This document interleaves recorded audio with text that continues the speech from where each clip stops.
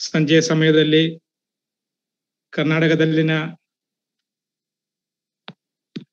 ನನ್ನ ಸಹೋದರರ ಅನ್ಯೋನ್ಯತೆಯಲ್ಲಿ ನಿಮ್ಮೆಲ್ಲರ ನೋಡಿ ಸಂತೋಷ ಪಡುವ ಹಾಗೆ ಮತ್ತು ದೇವರ ವಾಕ್ಯವನ್ನ ಧ್ಯಾನಿಸುವಂತಹ ಈ ಒಂದು ಅವಕಾಶವನ್ನು ದೇವರು ನನಗೆ ಒದಗಿಸಿದಲ್ಲಿ ನಾನು ದೇವರನ್ನ ಸ್ತುತಿಸುತ್ತೇನೆ. ವಿಶೇಷವಾಗಿ ನನ್ನ ಸೇವೆಯ ಕೊನೆಯ ಮೊದಲನೆಯ ಹಂತದಲ್ಲಿ ನಾನೊಂದು ವಾರ ಬಿಟ್ಟು ಒಂದು ವಾರ ಶಿವಮೊಗ್ಗಕ್ಕೆ ಸಾಧಾರಣ 2-3 ವರ್ಷ ಹೋಗ್ತಾ ಇದ್ದೆ. ಆ ಕಾರ್ಯಗಳು ಸೌರ ಬೆನ್ನಿಯ ಜೊತೆ ಅದನ್ನ ಮನೆಯಲ್ಲಿ ವಾಸ ಮಾಡುದು. ಅಲ್ಲಿ ಜಾನ್ ಫಿಲಿಪ್ ಅಂತ ಹೇಳಿ ಒಬ್ಬ ಸಹೋದರರು, ಅವರ ಜೊತೆ ಅವರ ಅನ್ಯೋನ್ಯತೆಗಳಲ್ಲಿ ದೇವರ ವಾಕ್ಯವನ್ನ ಕಲಿಸುವುದಕ್ಕೆ ನನಗೆ ಒಂದು ಸಂದರ್ಭವನ್ನ ಒದಗಿಸಲ್ಪಟ್ಟದು ಎಲ್ಲ ಇವತ್ತು ನಾನು ನೆನಪು ಮಾಡಿದೆ, ಅವರನ್ನ ಸ್ತುತಿಸ್ತೇನೆ. ಮತ್ತು ಇಂತಹ ಒಂದು ಸೂಮ್ ಮುಖಾಂತರವಾಗಿ ಒಂದು ಸ್ಟೇಜ್ ಅಲ್ಲಿ ದೇವರ ವಾಕ್ಯವನ್ನ ಧ್ಯಾನಿಸುವಂತಹ ಅವಕಾಶವನ್ನು ಕೂಡ ದೇವರು ನನಗೆ ಒದಗಿಸಿದಲ್ಲಿ ದೇವರನ್ನ ಸ್ತುತಿಸ್ತೇನೆ. ಈ ಕಾರ್ಯಗಳೆಲ್ಲ ಏರ್ಪಾಡು ಮಾಡಿದ ಸಹೋದರಕ್ಕೆ ಕೂಡ ನಾನು ನನ್ನ ವಂದನೆಯನ್ನ ಹೇಳಿಕೊಳ್ಳುತ್ತೇನೆ. ನಮಗೆ ಗೊತ್ತಿದ್ದ ಪ್ರಕಾರ ನಾನು ಕೇರಳದಲ್ಲಿ ಹುಟ್ಟಿ ಬೆಳೆದವನು. ಆದರೆ 1984ನೇ ಇಸ್ವಿಯಲ್ಲಿ ನಾನು ಬ್ರಹ್ಮವಾರದ ಕ್ರಾಸ್ಲ್ಯಾಂಡ್ ಕಾಲೇಜ್ ಅಲ್ಲಿ ಲೆಕ್ಚರರ್ ಆಗಿ ಕೆಲಸಕ್ಕೆ ಸೇರಿಕೊಂಡೆ. ಆವಾಗಲೂ ನನಗೆ ಸುವಾರ್ಥ ಸೇವೆಗೆ ನನಗೆ ಒಂದು ಸಮರ್ಪಣೆ ಇತ್ತು. ಸುಮಾರು 6 ವರ್ಷ ನಾನು ಕಾಲೇಜಲ್ಲಿ ಕೆಲಸದಲ್ಲಿ ಇದ್ದೆ. ಅನಂತರ ನಾನು ರಾಜೀನಾಮೆ ಕೊಟ್ಟು ಸುವಾರ್ಥ ಸೇವೆಗೆ ಸಂಪೂರ್ಣವಾಗಿ ಒಪ್ಪಿಸಿಕೊಟ್ಟೆ. 2-3 ವರ್ಷಗಳಲ್ಲಿ ನಾನು ಶಿವಮೊಗ್ಗಕ್ಕೆ ಹೋಗುತ್ತಾ ಬಂದೆ ಮತ್ತು ಇನ್ನು ಕೆಲವು ಗ್ರಾಮ ಪ್ರಾಂತ್ಯಗಳಲ್ಲಿ ಹೋಗಿ ಸೇವೆಯನ್ನ ಮಾಡುವುದಕ್ಕೆ ದೇವರು ನನಗೆ ಅವಕಾಶವನ್ನ ಒದಗಿಸಿದನು. ಮತ್ತು ನಾನು ಕೇರಳದಲ್ಲಿ ಹುಟ್ಟಿ ಬೆಳೆದವನು. ನಾನು ಮಲಯಾಳ ಮೀಡಿಯಂ ಅಲ್ಲಿ ನನ್ನ ಶಾಲೆಗಳಲ್ಲಿ ಕಲಿತವನು.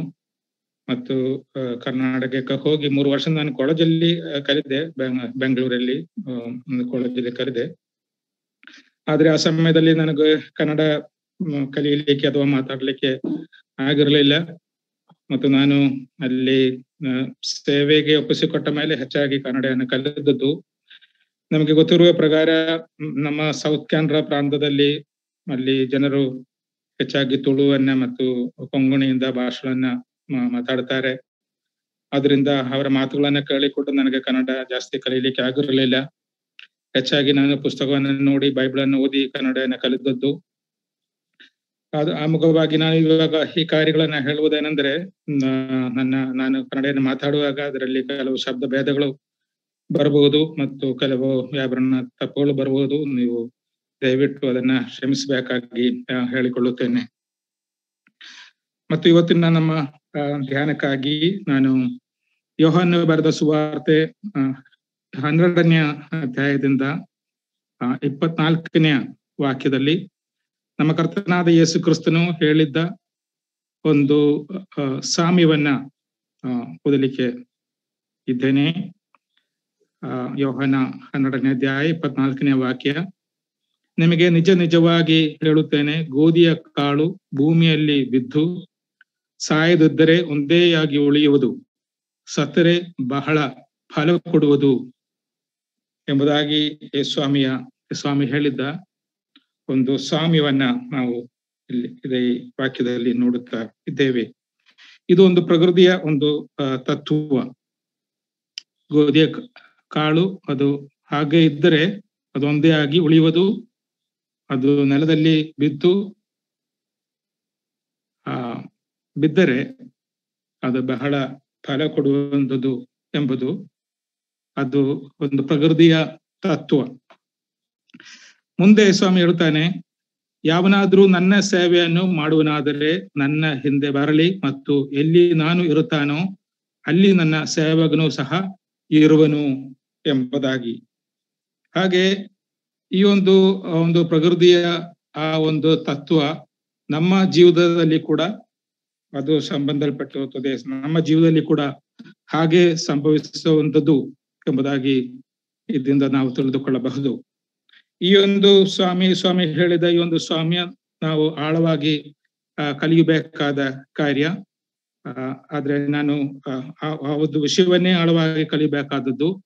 ಆದ್ರೆ ನಾನು ಇವತ್ತು ಈ ಒಂದು ಸಂಜೆ ಸಮಯದಲ್ಲಿ ಧ್ಯಾನಿಸಬೇಕಾಗಿ ಬಯಸುವ ಕಾರ್ಯ ಒಂದು ಪ್ರಕೃತಿಯಿಂದ ಅಥವಾ ಒಂದು ವ್ಯವಸಾಯಗಾರನ ಹೊಲೆಯಿಂದ ಕ್ರೈಸ್ತ ಜೀವಿತದ ಬಗ್ಗೆ, ಕ್ರೈಸ್ತ ಸೇವೆಯ ಬಗ್ಗೆ ಹೆಚ್ಚಾಗಿ ನಾವು ಕಲಿತುಕೊಳ್ಳಬಹುದಾದ ಅನೇಕ ಪಾಠಗಳು ದೇವರ ವಾಕ್ಯದಲ್ಲಿ ನಾವು ನೋಡುತ್ತೇವೆ. ನಾವು ನೋಡುವಾಗ ಪ್ರಪಂಚದಲ್ಲಿನ ಎಲ್ಲಾ ಕಾರ್ಯಗಳು ದೇವರಿಂದ ನೇಮಕವಾಗಿರುವಂತಹ ಒಂದು ಕ್ರಮದಲ್ಲಿ, ಒಂದು ತತ್ವಕ್ಕನುಸಾರವಾಗಿ ನಡೆಯುವಂಥದ್ದು ಎಂಬುದಾಗಿ ನಾವು ನೋಡುತ್ತೇವೆ.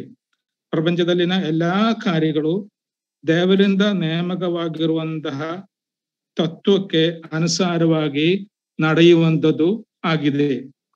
ಯವನ ಸಿದ್ಧಾಂತದ ಪ್ರಕಾರ ಪ್ರಪಂಚದ ಎಲ್ಲಾ ಚಲನೆಗಳನ್ನು ನಯಿಸುವಂಥದ್ದು ಲೋಗೋಸ್ ಎಂಬ ತತ್ವವಾಗಿದೆ. ನಾವು ಸತ್ಯವೇದದಲ್ಲಿ ಕೂಡ ನೋಡುವಾಗಲೂ ಕೂಡ ಪ್ರಪಂಚದ ದೃಶ್ಯ ವಸ್ತುಗಳು ಮಾತ್ರವಲ್ಲ, ಅದೃಶ್ಯವಾದ ತತ್ವಗಳು ಕೂಡ ಅದು ಕ್ರಿಸ್ತನಿಂದ ಉಂಟಾಗಿರುವಂಥದ್ದು ಎಂಬುದಾಗಿ ನಾವು ತಿಳಿದುಕೊಳ್ಳಬಹುದು. ಪ್ರಕೃತಿಯಲ್ಲಿಯೂ ಮಾನವ ಪ್ರವೃತ್ತಿಗಳಲ್ಲಿಯೂ ಆತ್ಮ ಮಂಡಲದಲ್ಲಿಯೂ ನಡೆಯುವ ಕಾರ್ಯಗಳಿಗೆಲ್ಲ ಅದಕ್ಕೆ ಒಂದೇ ಒಂದು ಕ್ರಮದಲ್ಲಿ, ಒಂದೇ ಒಂದು ತತ್ವಕ್ಕನುಸಾರವಾಗಿ ಚಲಿಸುವಂಥದ್ದು ಎಂಬುದಾಗಿ ನಾವು ತಿಳಿದುಕೊಳ್ಳಬಹುದು. ಇದೇ ಒಂದು ಸ್ವಾಮಿ ಅನೇಕ ಕಾರ್ಯಗಳು ಸಾಮ್ಯಗಳ ಮೂಲಕವಾಗಿ ತಿಳಿಸುವಂಥದರ ಮರ್ಮ. ನಾವು ಜ್ಞಾನೋಕ್ತಿಗಳಲ್ಲಿ ಕೂಡ ನಾವು ಇಂತಹ ಅನೇಕ ವಾಕ್ಯಗಳನ್ನ, ವಚನಗಳನ್ನ ನಾವು ನೋಡುತ್ತೇವೆ. ಪ್ರಕೃತಿಯಲ್ಲಿ ನಡೆಯುವಂತಹ ಕಾರ್ಯ ಮತ್ತು ಒಬ್ಬ ವ್ಯವಸಾಯಗಾರನ ಹೊಲೆಯಲ್ಲಿ ನಡೆಯುವಂತಹ ಕಾರ್ಯ, ಅದರಿಂದ ನಾವು ಕಲಿಯಬಹುದಾದ ಅನೇಕ ನಮ್ಮ ಜೀವಿತಕ್ಕೆ ಸಂಬಂಧವಾದ ಪಾಠಗಳನ್ನ ನಾವು ನೋಡುತ್ತೇವೆ. ಈ ಒಂದು ವಿಷಯ ಸತ್ಯವೇದದಲ್ಲಿ, ಜ್ಞಾನೋಕ್ತಿಗಳಲ್ಲಿ, ಸತ್ಯವೇದದ ಎಲ್ಲಾ ಪುಸ್ತಕಗಳಲ್ಲಿ ಕೂಡ ನಾವು ಅನೇಕ ಗಾದೆಗಳ ಹಾಗೆ ವಚನಗಳು ಎಂಬುದಾಗಿ ನಾವು ಈ ಕರ್ನಾಟಕದಲ್ಲಿ, ಮೈಸೂರು ಪ್ರಾಂತದಲ್ಲಿ ವಚನಗಳು ಎಂಬುದಾಗಿ ದೊಡ್ಡ ದೊಡ್ಡ ವ್ಯಕ್ತಿಗಳ ವಚನಗಳೆಲ್ಲ ನಾವು ನೋಡುತ್ತೇವೆ. ಅದು ಮಾತ್ರವಲ್ಲದೆ ನಾವು ಗ್ರಾಮದ ಜನರನ್ನು ಕೂಡ, ಅವರು ಕೂಡ ಅನೇಕ ಸತ್ಯಗಳು ಇಂತಹ ಗಾದೆಗಳ ಮೂಲಕವಾಗಿ ಹೇಳಿಕೊಳ್ಳುವಂಥದ್ದನ್ನ ನಾವು ನೋಡುತ್ತೇವೆ. ನಾನು ಇತ್ತೀಚೆಗೆ ಒಂದು ಪತ್ರಿಕೆಯಲ್ಲಿ ಓದಿದ್ದೇನೆ. ಒಬ್ಬ ಗ್ರಾಮದ ಹೆಂಗಸಲ್ಲಿ ಯಾವುದೇ ಒಂದು ಕಾರ್ಯಕ್ಕೋಸ್ಕರ ಅನೇಕ ವರ್ಷಗಳು ಕಾಯಬೇಕಾಗಿ ಬಂದದರ ಬಗ್ಗೆ ಕೇಳಿದ್ದಾಗ ಗ್ರಾಮದ ಹೆಂಗಸು ಹೇಳಿದರು, ಕಡಲೆ ಇವತ್ತು ನಟ್ಟು ನಾಳೆ ತೆಗಿಲಿಕ್ಕೆ ಆಗುವುದಿಲ್ಲ ಎಂಬುದಾಗಿ. ಕಡಲೆ ಇವತ್ತು ನಟ್ಟು ನಾಳೆ ತೆಗಿಲಿಕ್ಕೆ ಆಗುವುದಿಲ್ಲ ಅಂದ್ರೆ ನಾವು ಒಂದು ಕಾರ್ಯಕ್ಕೋಸ್ಕರ ಕಾಯಬೇಕು ಎಂಬುದಾಗಿ ಇದರ ಅರ್ಥ. ನಾವು ಸತ್ಯವೇದದಲ್ಲಿ ಇಂತಹ ಅನೇಕ ಸಾಮ್ಯಗಳನ್ನು ನಾವು ನೋಡುವಾಗ, ವಿಶೇಷವಾಗಿ ನಮ್ಮಲ್ಲಿ ಅನೇಕರು ಹಳ್ಳಿ ಪ್ರಾಂತಗಳಲ್ಲಿ, ಗ್ರಾಮ ಸ್ಥಳಗಳಲ್ಲಿ ಸೇವೆ ಮಾಡುವರಾಗಿರುವಾಗ ಇಂತಹ ಕಾರ್ಯಗಳಿಗೆ ಅವರಿಗೆ ಬೇಗ ಮನ ಮುಟ್ಟುವಂತೆ ಈ ಸತ್ಯಗಳನ್ನ ಅವರಿಗೆ ತಿಳಿಸಬಹುದು. ನಾವು ಕೂಡ ಈ ಸಾಮ್ಯಗಳ ಮೂಲಕವಾಗಿ ಅಥವಾ ಪ್ರಕೃತಿಯಿಂದ ಮತ್ತು ರೈತನ ಹೊಲೆಯಿಂದ ಕಲಿದುಕೊಳ್ಳಬಹುದಾದ ಅನೇಕ ಪಾಠಗಳು ನಮ್ಮ ಕ್ರೈಸ್ತ ಸೇವೆಯ ಬಗ್ಗೆ ಸತ್ಯವೇದದಲ್ಲಿ ಕಲಿಸಿದ್ದನ್ನ ನಾವು ನೋಡುತ್ತೇವೆ.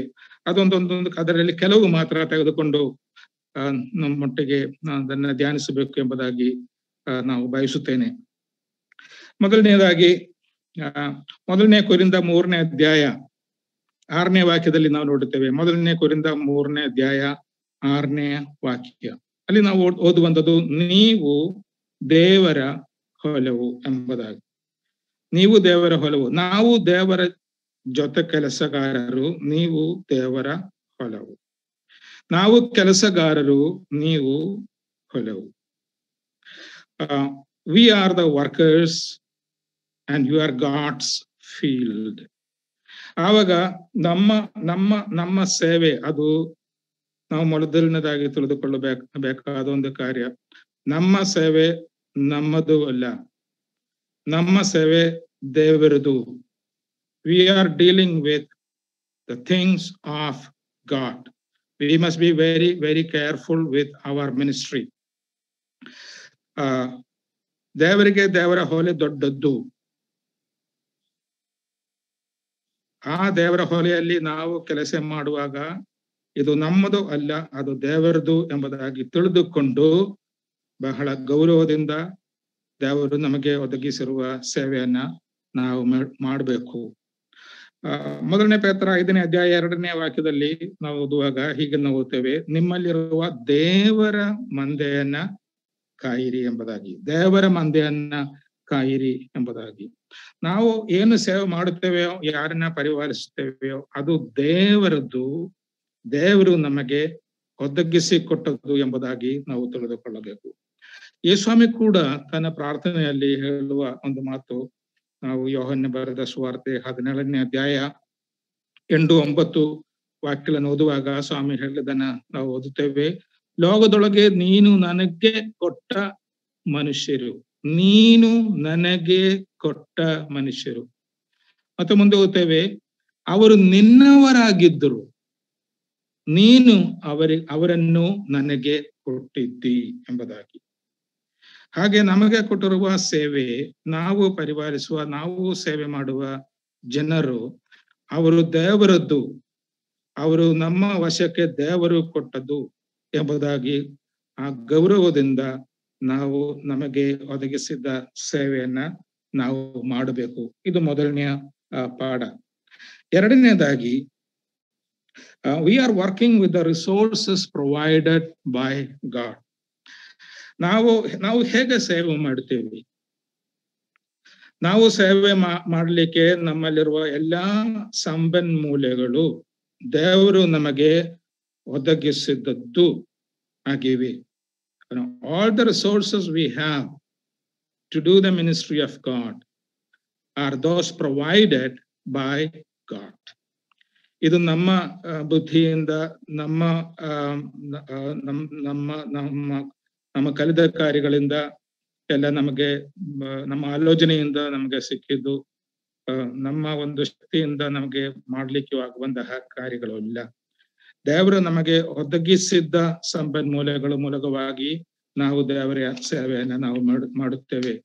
ನಾವು ದೇವರ ಸೇವೆಯನ್ನ ಮಾಡಬೇಕಾದ್ರೆ ಕಡಿಮೆ ಪಕ್ಷದಲ್ಲಿ 3 ಮೂಲಗಳಾದ್ರೂ ನಮಗೆ ಬೇಕು. At least we need 3 resources to do the work of God. We are considering a farmer. ನಾವು ಒಂದು ವ್ಯವಸಾಯಗಾರನನ್ನ ನಾವು ಪರಿಗಣಿಸುತ್ತೇವೆ.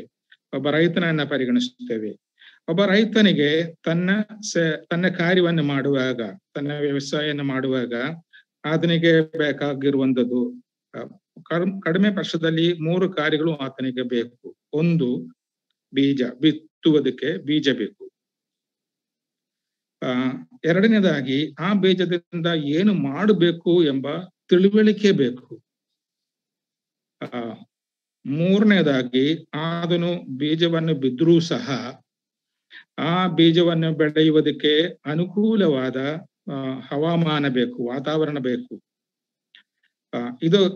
ಇದೆಲ್ಲ ದೇವರು ಒದಗಿಸಿರುವಂಥದ್ದು ಎಂಬುದಾಗಿ ವಾಕ್ಯಗಳ ಮೂಲಕವಾಗಿ ನಾವು ತಿಳಿದುಕೊಳ್ಳುತ್ತೇವೆ. ನಾವು ಬೀಜದ ಬಗ್ಗೆ ನಾವು ನೋಡುವಾಗ ಮೊದಲನೇ ಕೊರಿಂಥ 9ನೇ ಅಧ್ಯಾಯ 10ನೇ ವಾಕ್ಯದಲ್ಲಿ ನಾವು ಓದ್ತೇವೆ, ಬಿತ್ತುವವನಿಗೆ ಬೀಜವನ್ನು, ಉಣ್ಣುವವನಿಗೆ ಆಹಾರವನ್ನು ಕೊಡುವ ಆತನು. ದೇವರಿಗೆ ಕೊಟ್ಟಿರುವ ಒಂದು ವಿಶೇಷಣೆ, an adjective for God, a name for God. ನಾವು ನೋಡುವುದು, ಬಿತ್ತುವವನಿಗೆ ಬೀಜವನ್ನು ಕೊಡುವ ಆತನು ದೇವರಾಗಿದ್ದಾನೆ. ಎರಡನೇದು ತಿಳುವಳಿಕೆ, ಹೇಗೆ ರೈತನು ತನ್ನ ಕೆಲಸವನ್ನು ಮಾಡುವಂಥದ್ದು ಎಂಬುದರ ಬಗ್ಗೆ ತಿಳುವಳಿಕೆ. ಯೆಶಾಯ ಪ್ರವಾದಿಯ ಪುಸ್ತಕ 28ನೇ ಅಧ್ಯಾಯ 26ನೇ ವಾಕ್ಯವನ್ನು ನಾವು ಓದುವಾಗ, 26ನೇ ವಾಕ್ಯದಿಂದ ನಾವು ಮುಂದೆ ಹೋಗುವಾಗ, ಅಲ್ಲಿ ನಾವು ಒಬ್ಬ ಒಬ್ಬ ವ್ಯವಸಾಯಗಾರನು ನಾನಾ ವಿಧವಾದ ವ್ಯವಸಾಯಗಳನ್ನು ಮಾಡುವಾಗ ಅಲ್ಲಿ ನಾವು ವಿವಿಧ ಧಾನ್ಯಗಳ ಬಗ್ಗೆ ನಾವು ನೋಡುತ್ತೇವೆ. ಅಲ್ಲಿ ಗೋಧಿ, ಜವಗೋಧಿ, ಜೀರಾ, ಕಡಲೆ ಇವುಗಳೆಲ್ಲ ಯಾವ ರೀತಿಯಲ್ಲಿ ಇವುಗಳು ಬಿತ್ತಬೇಕು ಮತ್ತು ಯಾವ ರೀತಿಯಲ್ಲಿ ಒಕ್ಕಬೇಕು, ಇದರ ಬಗ್ಗೆ ಎಲ್ಲ ಸವಿಸ್ತರವಾಗಿ ಹೇಳಿದ ನಂತರ ನಾವು ಓದುವಂಥದ್ದು, ಅವನ ದೇವರು ಇದನ್ನೆಲ್ಲ ಅವನಿಗೆ ಸರಿಯಾಗಿ ಕಲಿಸಿ ತಿದ್ದುತ್ತಾನೆ. God has taught him. The farmer is very carefully sowing and doing every work related to different kinds of grains. ಅದೆಲ್ಲ ವಿವರಿಸಿದ ನಂತರ ಅಲ್ಲಿ ಕೇಳುವಂಥದ್ದು, God has taught him how to do all these things. ದೇವರು ಇದೆಲ್ಲ ಅವನಿಗೆ ಸರಿಯಾಗಿ ಕಲಿಸಿ ತಿದ್ದಿದ್ದಾನೆ ಎಂಬುದಾಗಿ ನಾವು ನೋಡುತ್ತೇವೆ. ಮತ್ತು ಮೂರನೇದಾಗಿ ಒಂದು ಅನುಕೂಲವಾದ ಹವಾಮಾನದ ಬಗ್ಗೆ ಯೆರೆಮೀಯ ಪ್ರವಾದಿಯ ಗ್ರಂಥ 5ನೇ ಅಧ್ಯಾಯ 24ನೇ ವಾಕ್ಯದಲ್ಲಿ ನಾವು ಓದುತ್ತೇವೆ. ಮುಂಗಾರು ಹಿಂಗಾರು ಅಂದು ಸಕಾಲ ಮಳೆಯನ್ನು ದಯಪಾಲಿಸಿ ಸುಗ್ಗಿಯ ಕ್ಲಿಪ್ತ ವಾರಗಳನ್ನು ನಮಗಾಗಿ ಪ್ರತ್ಯೇಕಪಡಿಸುವ ನಮ್ಮ ದೇವರು.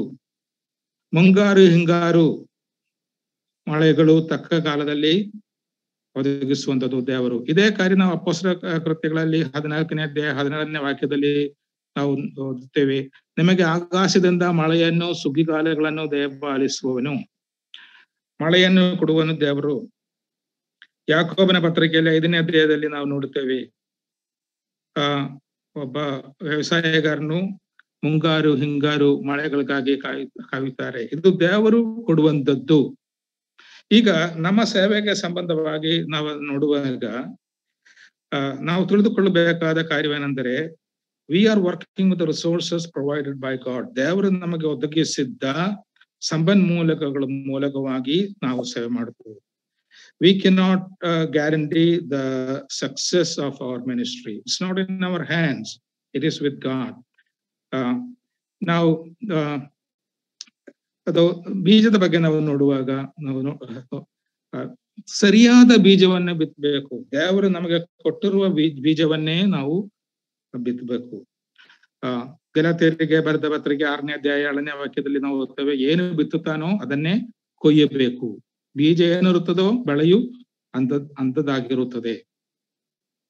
ನಾವು ಯೇಸ್ವಾಮಿ ಹೇಳಿದ ಒಂದು ಸಾಮ್ಯ, ಬಿತ್ತವನ ಸಾಮ್ಯವನ್ನ ನಾವು ಓದ್ತೇವೆ.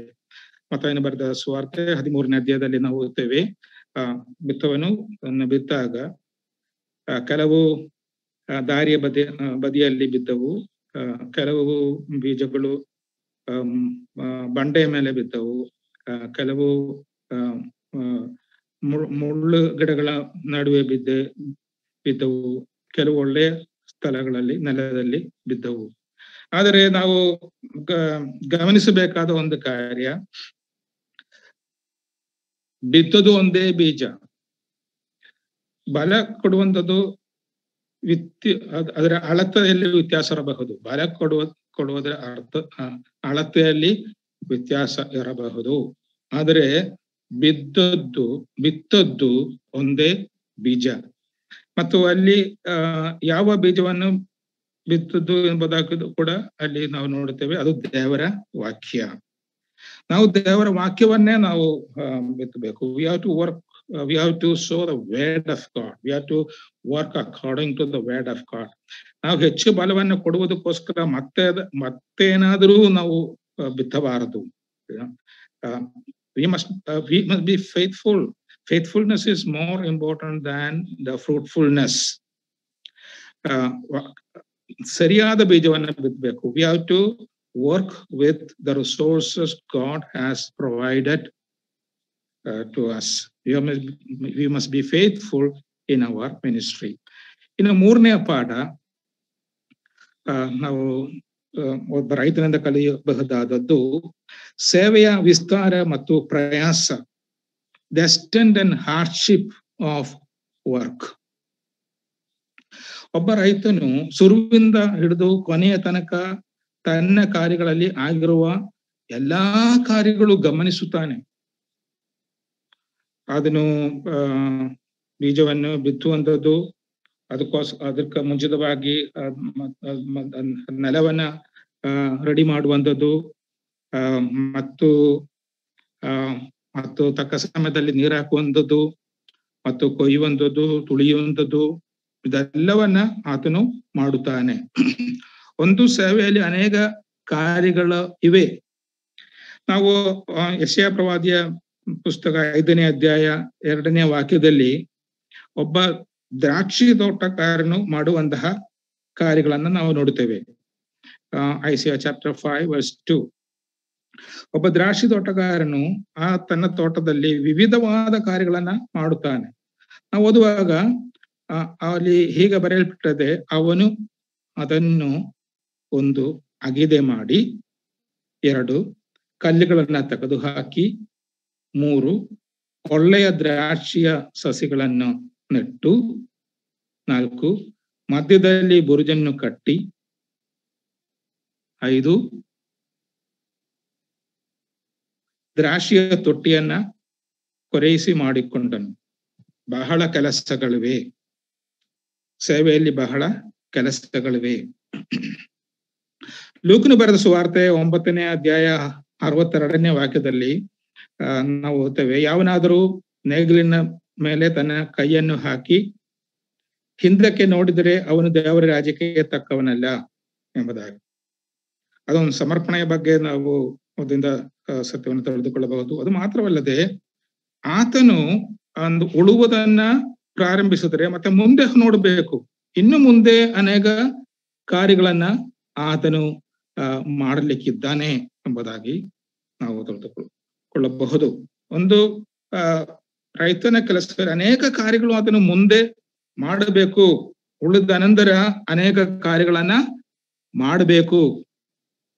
ನಾವು ಹೋಶೇಯ ಪ್ರವಾದಿಯ ಗ್ರಂಥ 10ನೇ ಅಧ್ಯಾಯದ 11-12 ವಾಕ್ಯಗಳನ್ನು ಓದುವಾಗ ಅಲ್ಲಿ ಒಂದು ವಾಕ್ಯವನ್ನು ನಾವು ಹೀಗೆ ಓದುತ್ತೇವೆ. Very interesting verse. ಅಲ್ಲಿ ನಾವು ನೋಡುವಂಥದ್ದು, ಎಫ್ರೈಮು ತೆನೆಹುಲ್ಲನ್ನು ತುಳಿಯುತ್ತಿರುವುದಲ್ಲಿಯೇ ಇಷ್ಟಪಡುವ ಕಡಸಾಗಿದೆ. ಎಫ್ರೈಮನಿಗೆ ತುಳಿಯುವಂಥದ್ದು ಇಷ್ಟ. ತುಳಿಯುವುದು ಒಂದು ರೈತನ ಕೆಲಸಗಳಲ್ಲಿ ಕೊನೆಯದು. ಅದರ ಮುಂಚೆ ಹಲವಾರು ಕೆಲಸಗಳನ್ನ ನಡೆಯಬೇಕು. ಆ ಕೆಲಸಗಳನ್ನ ಬೇರೆ ಯಾರಾದ್ರೂ ಮಾಡಿದ್ರೆ ತುಳಿಯುವುದು ಬಹಳ ಸುಲಭ. ಮಾತ್ರವಲ್ಲದೆ ತುಳಿಯುವ ಎತ್ತಿನ ಬಾಯಿ ಕಟ್ಟಬಾರದು ಎಂಬುದಾಗಿ ಧರ್ಮಶಾಸ್ತ್ರದಲ್ಲಿ ಬರೆಯಲ್ಪಟ್ಟಿದೆ. ತುಳಿಯುವಾಗಲೇ ಎತ್ತಿಗೆ ಅದರಿಂದ ತಿನ್ನಬಹುದು, ತುಳಿಯುವಾಗಲೇ ಎತ್ತಿಂದ ಅದನ್ನ ತಿನ್ನಬಹುದು. ಆದ್ರಿಂದ ತುಳಿಯುವಂಥದ್ದು ಬಹಳ ಸುಲಭವಾದ ಕೆಲಸ. ಆದರೆ ಬೀಜ ಬಿತ್ತುವಾಗ ಬಿತ್ತುವವನಿಗೆ ಬಿತ್ತುವ ಬೀಜದಿಂದ ತೆಗೆದು ತಿನ್ನಲಿಕ್ಕೆ ಆಗುವುದಿಲ್ಲ. ತುಳಿಯುವುದರಿಂದ ಅದನಿಗೆ ಧಾನ್ಯವನ್ನು ತೆಗೆದು ತಿನ್ನಬಹುದು. ಆದರೆ ಅಲ್ಲಿ ಸ್ವಾಮಿ ಹೇಳ್ತಾನೆ, ಅವನಲ್ಲಿ ಹೇಳ್ತಾನೆ, ನಾನು ಅವನನ್ನ ಹಾಗೆ ಬಿಡುವುದಿಲ್ಲ. ಎಫ್ರೈಮನಿಗೆ ತುಳಿಯುವುದು ಇಷ್ಟ. ಆದರೆ ಅಲ್ಲಿ ಮುಂದೆ ಓದ್ತೇವೆ, ಹೋಶೇಯ 10ನೇ ಅಧ್ಯಾಯ 11-12 ವಾಕ್ಯಗಳನ್ನು ಓದುವಾಗ ಅದನ್ನ ಮುಂದೆ ಹೇಳ್ತಾನೆ, ನಾನು ಅದರ ಅಂತವಾದ ಹೆಗಲಿನ ಮೇಲೆ ನೊಗವನ್ನು ಹಾಕುತ್ತೇನೆ. ಅವನು ನೊಗವನ್ನು ಹಾಕ್ತಾನೆ ಮತ್ತು ಅವನು ಉಳಬೇಕು, ಬೀಜವನ್ನ ಬಿತ್ತಬೇಕು, ಮಳೆಗಾಗಿ ಕಾಯಬೇಕು, ಅನಂತರ ಅದನ್ನು ಕೊಯ್ಬೇಕು, ಅನಂತರ ಅವನು ತುಳಿಯಬಹುದು ಎಂಬುದಾಗಿ ಓದ್ತೇನೆ. ಸೇವೆಯಲ್ಲಿ ಅನೇಕ ವಿಧಾನಗಳಿವೆ. ನಾವು it's a hard work. There are lot of things in the Christian mission. It's hard work. ನಾವು ಪೌಲನ ಸೇವೆಯನ್ನು ನಾವು ನೋಡುವಾಗ ಆತನ ಸೇವೆಯ ವಿಧಾನಗಳನ್ನ ನಾವು ಗಮನಿಸಬಹುದು.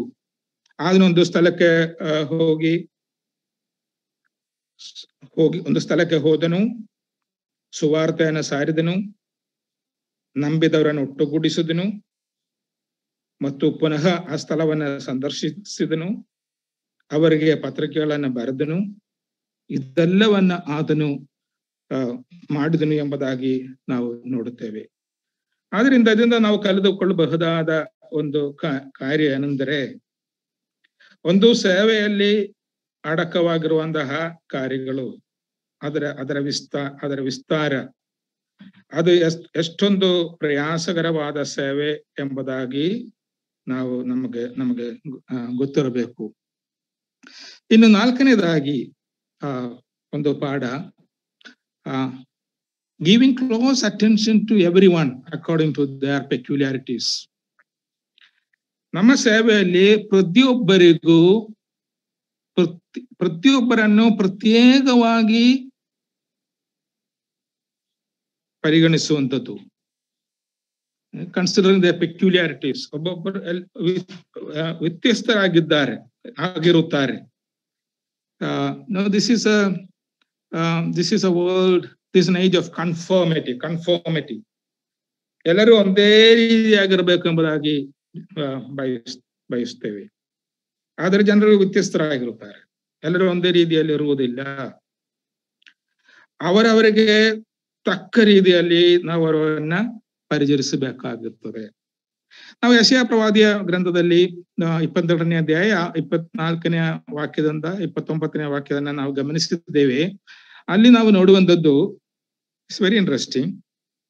ಒಬ್ಬ ವ್ಯವಸಾಯಗಾರನು ಬಹಳ ಸೂಕ್ಷ್ಮವಾಗಿ ಕರಿಯ ಜೀರಿಗೆ, ಚೆಲ್ಲಿ ಜೀರಿಗೆ, ಗೋಧಿ, ಜವಗೋಧಿ, ಕಡಲೆ ಇತ್ಯಾದಿಗಳು ಯಾವ ರೀತಿಯಲ್ಲಿ ಅವುಗಳಿಗೆ ತಕ್ಕಂತೆ ನೆಡುತ್ತಾರೆ ಮತ್ತು ಅವುಗಳನ್ನ ಉಕ್ಕುತ್ತಾರೆ ಎಂಬುದಾಗಿ ವಿವರಿಸಲ್ಪಟ್ಟದನ್ನ ನಾವು ನೋಡುತ್ತೇವೆ. ಎಲ್ಲವನ್ನ ಜೀರೆಯನ್ನು ಮಾಡುವ ರೀತಿಯಲ್ಲಿ ಕಡಲೆಯನ್ನ ಮಾಡ್ಲಿಕ್ಕೆ ಆಗೋದಿಲ್ಲ, ಗೋಧಿಯನ್ನು ಮಾಡುವ ರೀತಿಯಲ್ಲಿ ಜೀರವನ್ನ ಮಾಡ್ಲಿಕ್ಕೆ ಆಗೋದಿಲ್ಲ. ಅದು ನಡೆಯುವಂಥದ್ದು ಅದಕ್ಕೆ ತಕ್ಕ ರೀತಿಯಲ್ಲಿ, ಅದು ಒಕ್ಕುವಂಥದ್ದು ಅದಕ್ಕೆ ತಕ್ಕ ರೀತಿಯಲ್ಲಿ. ಈಗ ನಾವು ಸೇವೆಯನ್ನ ಮಾಡುವಾಗಲೂ ಕೂಡ, ನಾವು ಸೇವೆ ಮಾಡುವ ಜನರು ಅವರ ಹಿನ್ನೆಲೆಗಳು, ಅವರ ತಿಳುವಳಿಕೆಯು, ಅವರ ಸಂಸ್ಕೃತಿಯು, ಅವರ ನಾನಾ ವಿಧವಾದ ಸ್ಥಿತಿಗತಿಗಳು ವ್ಯತ್ಯಾಸವಾಗಿರುತ್ತದೆ. ಅವರಿಗೆ ತಕ್ಕಂತ ರೀತಿಯಲ್ಲಿ ನಾವು ಅವರನ್ನ ಆತ್ಮೀಯವಾಗಿ ಸಾಕಬೇಕು ಎಂಬ ಒಂದು ಪಾಠ ಇದರಿಂದ ನಾವು ಕಲಿತುಕೊಳ್ಳಬಹುದು. ನಾವು ಯೇಸುಸ್ವಾಮಿ ಹೇಳಿದ ಒಂದು ಸಾಮ್ಯ, ಲೂಕನು ಬರೆದ ಸುವಾರ್ತೆ 13ನೇ ಅಧ್ಯಾಯದಲ್ಲಿ ನಾವು ಓದ್ತೇವೆ. ನಮಗೆ ನೆನಪಿರಬಹುದು. ಅದು ದ್ರಾಕ್ಷಿ ತೋಟದಲ್ಲಿ ಇದ್ದ ಒಂದು ಅಂಜೂರದ ಗಿಡ. ದ್ರಾಕ್ಷಿ ತೋಟದಲ್ಲಿದ್ದ ಒಂದು ಅಂಜೂರದ ಗಿಡ. ಈ ಒಂದು ಸಾಮ್ಯದಿಂದ ಬೇರೆ ಬೇರೆ ಪಾಠಗಳನ್ನ ನಾವು ಕಲಿಯಬಹುದು. ಇದನ್ನ ಒಂದು ಅಂಜೂರದ ಮರದ ಬಗ್ಗೆ ಕಲಿಬೇಕಾದ ಪಾಠವಾದ್ರೆ ಅದೊಂದು, ಆದ್ರೆ ತೋಟಗಾರನ ಬಗ್ಗೆ ನಾವು ಕಲಿಬೇಕಾದ್ರೆ ಇನ್ನೊಂದು ಪಾಠವನ್ನ ನಮಗೆ ಸಿಗುತ್ತದೆ. ಅಲ್ಲಿ ನಾವು ನೋಡುವಂಥದ್ದು, ಈ ತೋಟದ ಯಜಮಾನನು ಈ ಅಂಜೂರದ ಗಿಡವನ್ನು ನೋಡಿ ಹೇಳ್ತಾನೆ, ಇದರಲ್ಲಿ ಏನು ಫಲ ಕಾಣ್ತಾ ಇಲ್ಲ, ಇದನ್ನ ತೆಗೆದುಹಾಕು, ಇದನ್ನ ಕಡಿದು ಹಾಕು ಎಂಬುದಾಗಿ ಆತನು ಹೇಳುತ್ತಾನೆ. ಇದನ್ನ ಕಡಿದು ಹಾಕು. ಆದರೆ ತೋಟಗಾರನು ಏನು ಹೇಳ್ತಾನೆ? ತೋಟಗಾರನು ಆತನು ಹೇಳುವಂಥದ್ದು, ನಾನು ಇದರ ಸುತ್ತಲೂ ಅಗಿದು ಗೊಬ್ಬರ ಹಾಕುತ್ತೇನೆ, ಮುಂದೆ ಹಣ್ಣು ಬಿಟ್ಟರೆ ಸರಿ, ಇಲ್ಲದರೆ ಅದನ್ನು ಕಡಿದು ಹಾಕಬಹುದು ಎಂಬುದಾಗಿ. ಇಲ್ಲಿ ಈ ತೋಟದ ಯಜಮಾನನು ಇದರಲ್ಲಿ ಫಲವಿಲ್ಲ ಎಂಬುದಾಗಿ ಹೇಳಿದ್ದಾಗ ತೋಟಗಾರನಿಗೆ ಒಂದು ಕಾರ್ಯ ತಿಳಿದು ಬಂದು, ಅದೇನೆಂದರೆ ಈ ಒಂದು ಅಂಜೂರದ ಗಿಡಕ್ಕೋಸ್ಕರ ನಾನು ಏನೂ ಮಾಡಲಿಲ್ಲ. ನಾನು ದ್ರಾಕ್ಷಿ ಗಿಡಗಳನ್ನ ಸಾಕಿದ್ದೇನೆ, ಅದಕ್ಕೆ ಬೇಕಾದ ಪರಿಚರಣೆಯನ್ನ ಕೊಟ್ಟಿದ್ದಾನೆ. ಇವನ ಪರಿಚಯ, ಪರಿಶೀಲನಾ ತಾತ್ಪರ್ಯ ಎಲ್ಲ ಈ ದ್ರಾಕ್ಷಿ ಗಿಡಗಳನ್ನ ಪರಿಚರಿಸುವಂಥದ್ದು. ಆದರೆ ಈ ಅಂಜೂರದ ಗಿಡಕ್ಕೋಸ್ಕರ ಆತನು ಏನೂ ಮಾಡಿರಲಿಲ್ಲ. Because it is different. English ಅಲ್ಲಿ ಒಂದು ಸೇಯಿಂಗ್ ಇದೆ, ದ ಆಡ್ ಮ್ಯಾನ್ ಔಟ್. ಅದೇ ನಾನು ಹೇಳಿದ್ದು, this is an age of conformity. We want to exclude the different one. ಆದರೆ ಇವನು ಹೇಳ್ತಾನೆ, ನಾನು ಇನ್ನು ಒಂದು ವರ್ಷ ಇದರ ಸುತ್ತಲ್ಲಿ ನಾನು ಕೆಲಸ ಮಾಡುತ್ತಾನೆ. ನಾವು ಮತ್ತೆ ಅದನ್ನ ಹೇಳ್ತಾನೆ, ಇಲ್ಲದರೆ ಇದನ್ನು ಕಡಿದು ಹಾಕಬಹುದು ಎಂಬುದಾಗಿ ಓದುವಾಗ, ಅದು ವ್ಯಾಕರಣ ಪ್ರಕಾರ, if you read Greek interlinear which gives the proper meaning in Greek ಭಾಷೆಯಲ್ಲಿ ಅದರ ಯಥಾರ್ಥ ಅರ್ಥವನ್ನ ತಿಳಿಸುವ ಒಂದು ಬೈಬಲ್ ಅನ್ನು ಓದಿದರೆ ಆದ್ರೆ ಹೀಗೆ ಬರಬಹುದು, ಇಲ್ಲದ್ರೆ ನೀನು ಮುಂದೆ ಇದನ್ನ ಕಡಿದು ಹಾಕಬಹುದು. ನಾನು ಅದಕ್ಕೆ ಸುತ್ತು ಅಗೆದು ಗೊಬ್ಬರನ್ನ ಹಾಕ್ತೇನೆ 1 ವರ್ಷ. ಇನ್ನೂ ಆಗದಿದ್ದರೆ ನೀನು ಅದನ್ನ ಕಡಿದು ಹಾಕಬಹುದು, ಮುಂದೆ ಕಡಿದು ಆಫ್ಟರ್ ಎ ಟೈಮ್. ಆವಾಗ ಆತನ ಹೇಳುವಂಥದ್ದು, ನಾನು ಹಾರೆಯಿಂದ ಕೆಲಸ ಮಾಡ್ತಾನೆ, ಅದರ ಸುತ್ತಲೂ ಹಾರೆಯಿಂದ ಕೆಲಸ ಮಾಡ್ತಾನೆ, ಕೋಡಲಿಯಿಂದ ಕೆಲಸ ನನಗೆ ಬೇಡ. we must be interested in caring the people. ಒಂದು ಸಭೆಯ ಮಹತ್ವ ಎಷ್ಟು ಜನರನ್ನ ನಾವು ಒಳತಂದಿದ್ದೀವಿ ಎಂಬುದಾಗಿ ಅದರಲ್ಲಿ ಒಳಗೊಂಡಿರುತ್ತದೆ. ಎಷ್ಟು ಜನರನ್ನ ನಾವು ಹೊರಪಡಿಸಿದ್ದೇವೆ ಎಂಬುದಾಗಿ ಅಲ್ಲ, ಎಷ್ಟು ಜನರನ್ನ ನಾವು ಒಳತಂದಿದ್ದೇವೆ, ಎಷ್ಟು ಜನರನ್ನ ನಾವು ಸಾಕಿದ್ದೇವೆ, ಎಷ್ಟು ಜನರನ್ನ ನಾವು ಸರಿಪಡಿಸಿದ್ದೇವೆ ಎಂಬುದರಲ್ಲಿ ಅಡಕವಾಗಿರುತ್ತದೆ. So the lesson is that caring the peculiar one, caring the different one. Now, the fifth lesson, 5ನೇ ಪಾಠ, mutuality and continuity of ministry. ಸೇವೆಯ ಪರಸ್ಪರತೆ ಪರಸ್ಪರ ಸಹಕಾರ ಮತ್ತು ನಿರಂತರತೆ. ಯೋಹಾನ ಬರೆದ ಸುವಾರ್ತೆಯಲ್ಲಿ 4ನೇ ಅಧ್ಯಾಯದಲ್ಲಿ ಸ್ವಾಮಿ ಹೇಳಿದನು, ಬಿತ್ತುವನೊಬ್ಬ ಕೊಯ್ಯುವನು ಇನ್ನೊಬ್ಬ ಎಂಬ ಗಾದೆಯಂದೇ ಆಯಿತು. ಮತ್ತೆ ಅದು 38ನೇ ವಾಕ್ಯದಲ್ಲಿ ನಾವು ಓದ್ತೇವೆ, ನೀವು ಕಷ್ಟ ಮಾಡದಂತ ಬೆಳೆಯನ್ನು ಕೊಯ್ಯುವುದಕ್ಕೆ ನಾನು ನಿಮ್ಮನ್ನ ಕಳಿಸಿದನು ಎಂಬುದಾಗಿ ನಾವು ನೋಡುತ್ತೇವೆ. ಈಗ ನಾವು ತಿಳಿದುಕೊಳ್ಳಬಹುದಾದ ಒಂದು ಕಾರ್ಯ, ಒಂದು ದೊಡ್ಡ ಸೇವೆಯಲ್ಲಿ, in a great ministry, one cannot do all things. In a small field, when the farmer is working, he may attend the whole work, but not in a very large, agricultural work. There may be some specialization. ಒಬ್ಬೊಬ್ಬರು ಒಂದೊಂದು ಸೇವೆಯನ್ನ ಮಾಡಬೇಕಾಗುತ್ತದೆ. ಆದ್ರೆ ನಮಗೆ ಒದಗಿಸಲ್ಪಟ್ಟ ಒಂದು ಸೇವೆ ನಾವು ನಂಬಿಕಸ್ಥದಿಂದ ನಾವು ಮಾಡಬೇಕು. ಪೌಲ್ನ ಹೇಳುವ ಪ್ರಕಾರ 1 ಕೊರಿಂಥ 3ನೇ ಅಧ್ಯಾಯ 6ನೇ ವಾಕ್ಯದಲ್ಲಿ ಪೌಲ್ನ ಹೇಳ್ತಾನಲ್ಲ, ನಾನು ನಟನು, ಅಪೊಲ್ಲೋನನು ನೀರು ಹೊಯ್ದನು ಎಂಬುದಾಗಿ ನಾವು ಓದ್ತೇವೆ. It's pertain to different aspects of the ministry.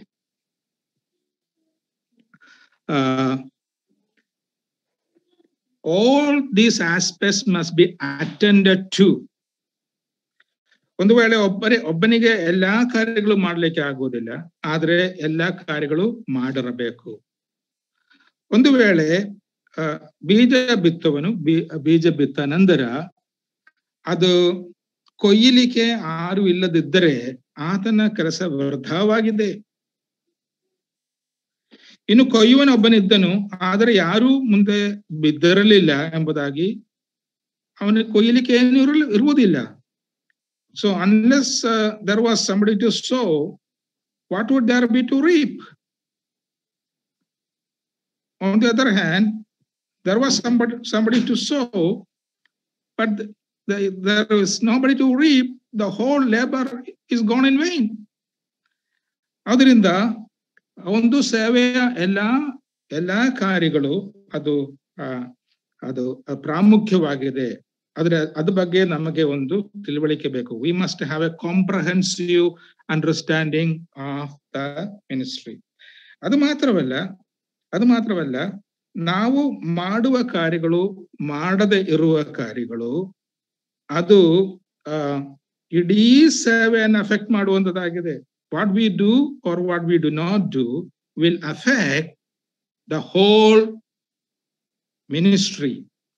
ಆದ್ರಿಂದ ನಮಗೆ ಒದಗಿಸಲ್ಪಟ್ಟ ಆ ಒಂದು ಅಂಶ, ಆ ಒಂದು ಭಾಗ ಒಂದು ವೇಳೆ ಸಣ್ಣದಾದರೂ ಸಹ ನಾವು ಆ ಒಂದು ಅಂಶ ಬಹಳ ನಂಬಿಕಸ್ಥತೆಯಿಂದ ಮಾಡುವಂಥದ್ದು ಇಡೀ ಆ ಒಂದು ಸೇವೆ ಫಲಕರವಾಗುವುದಕ್ಕೆ ಅಗತ್ಯವಾಗಿರುವಂಥದ್ದು ಆಗಿದೆ. ಅದು ಮಾತ್ರ ಇನ್ನೊಂದು ಕಾರ್ಯ ಅಂದ್ರೆ we cannot claim the full credit of the ministry. ಒಬ್ಬನು ಕೊಯ್ದ ನಂತರ ನಾನು ಇಷ್ಟೊಂದು ಗೆದ್ದಿದ್ದೇನೆ ಎಂಬುದಾಗಿ ಆತನಿಗೆ ಹೇಳಲಿಕ್ಕೆ ಆಗ್ತದ? ಇಷ್ಟೊಂದು ನಾನು ಗೆದ್ದಿದ್ದೇನೆ ಎಂಬುದಾಗಿ ಆತನ ಹೇಳಲಿಕ್ಕೆ ಆಗುವುದಿಲ್ಲ. ಆತನ ಮುಂದೆ ಅನೇಕ ಕಾರ್ಯಗಳು ಮುಂದೆ ಕೆಲವರು ಮಾಡಿದ್ದರು. in continuity to that he has completed a work. ಆತನ ಮುಂದೆ ಅನೇಕ ಕಾರ್ಯಗಳನ್ನ ಮಾಡಿದ್ರೆ ಅದರ ಹಿಂದೆ ನಾವು ಕೂಡ ಕೆಲವು ಕಾರ್ಯಗಳನ್ನ ಮಾಡಿ ಅದರ ಫಲವನ್ನ ನಮಗೆ ಕಾಣುವಂತೆ ಆಗಿದೆ ಎಂಬುದಾಗಿ ನಾವು ನೋಡುತ್ತೇವೆ. ಆದ್ರಿಂದ what we must understand is that there is mutuality, ಒಂದು ಪರಸ್ಪರ ಸಹಕಾರ ಒಂದು ಸೇವೆಯಲ್ಲಿ ಇದೆ. there is a continuity in the ministry, ಒಂದು ನಿರಂತರತೆ, and nobody can claim the full credit of the whole result of the ministry. ನಾವು ಕೊನೆಯದಾಗಿ ಸ್ವಾಮಿ ಹೇಳಿದ ಆ ಮಾತಿಗೆ ಒಂದು ಬಂದು ನಾನು ಧ್ಯಾನವನ್ನ ಮುಗಿಸ್ಬೇಕಾಗಿ ಇಷ್ಟಪಡುತ್ತೇನೆ. ಸ್ವಾಮಿ ಹೇಳಿರುವಂತದ್ದು ಯೋಹಾನನು ಬರೆದ ಸುವಾರ್ತೆ 12ನೇ ಅಧ್ಯಾಯ 24ನೇ ವಾಕ್ಯದಲ್ಲಿ, ನಮಗೆ ನಿಜವಾಗಿ ಹೇಳುತ್ತೇನೆ, ಗೋಧಿಯ ಕಾಳು ಭೂಮಿಯಲ್ಲಿ ಬಿದ್ದು ಸಾಯದಿದ್ದರೆ ಒಂದೇ ಆಗಿ ಉಳಿಯುವುದು, ಸತ್ತರೆ ಬಹಳ ಫಲ ಕೊಡುವಂಥದ್ದು. ಯಾವನಾದ್ರೂ ನನ್ನ ಸೇವೆಯನ್ನು ಮಾಡುವನಾದರೆ ನನ್ನ ಹಿಂದೆ ಬರಲಿ, ಮತ್ತು ಎಲ್ಲಿ ನಾನು ಇರುತ್ತೇನೋ ಅಲ್ಲಿ ನನ್ನ ಸೇವೆಯನ್ನು ಸಹ ಇರುವನು. ಇದೊಂದು ಪ್ರಕೃತಿಯಿಂದ ಕಲಿದುಕೊಳ್ಳಬಹುದಾದ ಒಂದು ಪಾಠ. ಪ್ರಕೃತಿಯ ಒಂದು ತತ್ವ. This great truth of sacrifice of Christ is already taught in the nature. ನಾವು ಇದರಿಂದ ಏನೆಲ್ಲ ಅನೇಕ ಪಾಠಗಳನ್ನ ಕಲಿದುಕೊಳ್ಳಬಹುದು. ಆದ್ರೆ ನಾನು ಇದನ್ನ ಕೆಲವು ಕಾರ್ಯಗಳನ್ನ ಮಾತ್ರ ನಾನು ಅದನ್ನ ಸೂಚಿಸಿ ಅದನ್ನ ಮುಕ್ತಾಯಗೊಳಿಸಲಿಕ್ಕೆ ಇಷ್ಟಪಡುತ್ತೇನೆ. ನಾವು ನೋಡುವಾಗ the seed of the wheat falls into the earth or on the ground.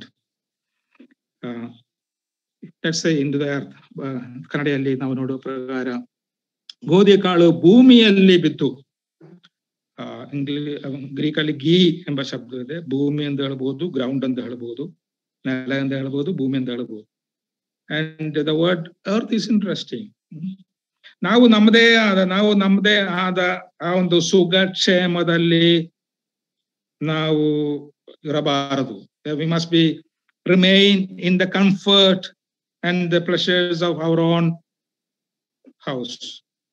We must go into the earth, go into the people, participate in their lives, in the affairs of the people of the world. We must involve. ಇದು ನಮ್ಮ involvement ಅನ್ನ ನಾವು ಈ ಲೋಕದ ಜನರ ಕಷ್ಟ ಸಂಕಷ್ಟಗಳಲ್ಲಿ ನಾವು ಭಾಗವಹಿಸಬೇಕು. ನಾವು ಹಾಗಾದ್ರೆ ಒಂದು ವೇಳೆ ನಾವು ನಮಗೆ ಇರುವ ಸಂಪನ್ಮೂಲಗಳು ನಮ್ಮ ಒಂದು ಸಂಪತ್ತು ಇದೆಲ್ಲ ಉಪಯೋಗಿಸಿ ನಮ್ಮ ವಿದ್ಯಾಭ್ಯಾಸ, ನಮಗೆ ಒಳ್ಳೆಯ ಕೆಲಸ, ಒಳ್ಳೆ ಮನೆ, ಒಳ್ಳೆಯ ಕಾರ್ಯಗಳನ್ನ ಅದರಲ್ಲಿ ನಾವು ಸಂತೃಪ್ತ ಆದರೆ ನಾವು ಹಾಗೇ ಇರ್ತೇವೆ. That's all. ಲೋಕಕ್ಕೆ ನಮ್ಮಿಂದ ಏನು ಸಿಕ್ಲಿಕ್ಕಿಲ್ಲ, ಕಾಲಕ್ಕೆ ಏನು ಸಿಕ್ಲಿಕ್ಕಿಲ್ಲ. There is nothing people can get from us. There is nothing history can get from us.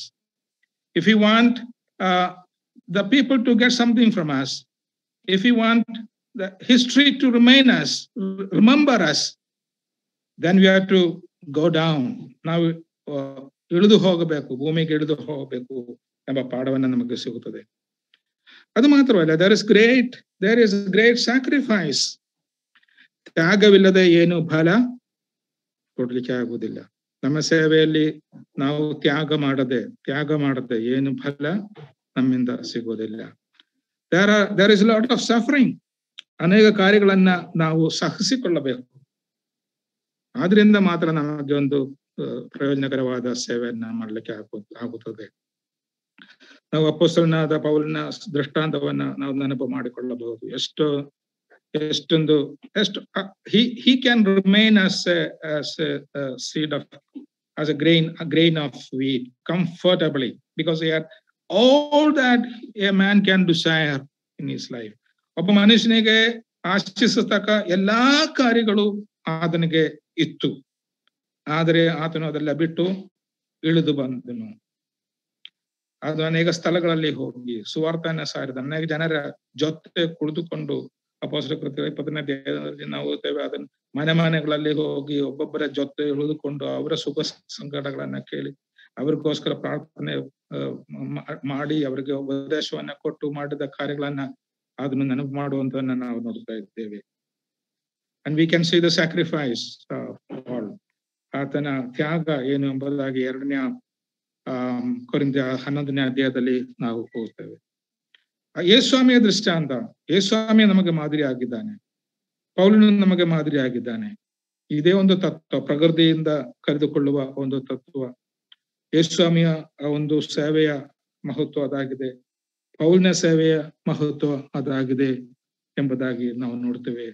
ನಮ್ಮ ಸೇವೆಯು ಅಂಥದೇ ಆಗಿರಬೇಕು ಎಂಬ ಪಾಠವನ್ನ ನಾವು ಕರೆದುಕೊಳ್ಳಬಹುದು.